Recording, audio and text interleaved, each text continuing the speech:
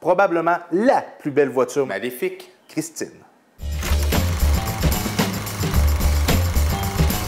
Le film établit la donne dès le début. La voiture fait un mort, un blessé directement sur sa ligne de montage. On ne voit pas avec le dos de cuillère. Les années passent et on atterrit en 1978 où on suit la vie de deux amis improbables, un sportif et un nerd. Un jour, Arnie découvre la maléfique voiture.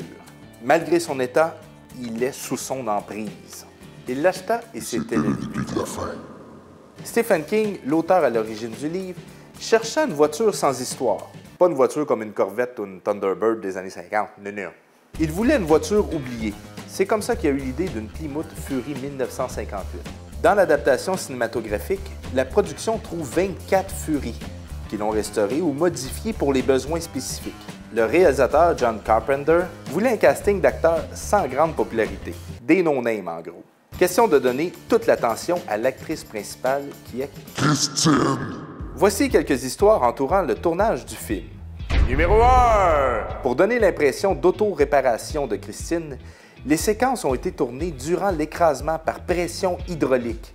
En montage, ils ont tout simplement mis en marche arrière le film pour donner cette illusion.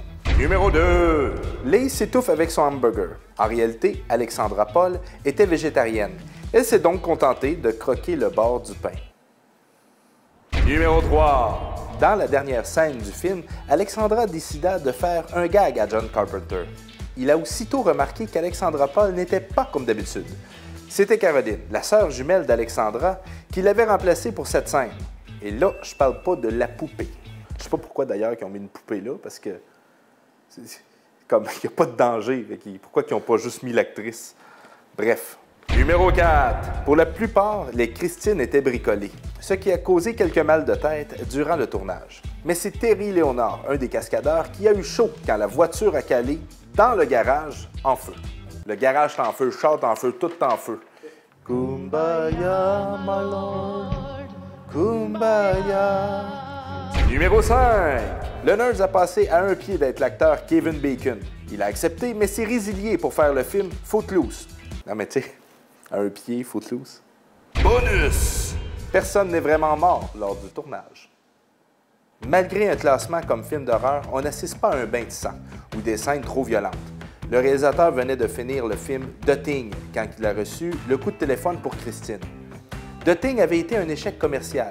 Plusieurs avaient donné la faute à John pour avoir fait des scènes trop violentes. Des personnes qui n'avaient pas vu Poltergeist. Suite à cette critique, il avait été assez prudent pour toutes les images jugées trop violentes. Non, non, non, non, non, non, non! Non, non! Non! Non! Le film a un certain succès. Rien n'a réveillé sa mère en pleine nuit, mais malgré que ce soit un film de qualité, il ne fit pas les profits voulus. Il me coûte cher. Jack! Jack!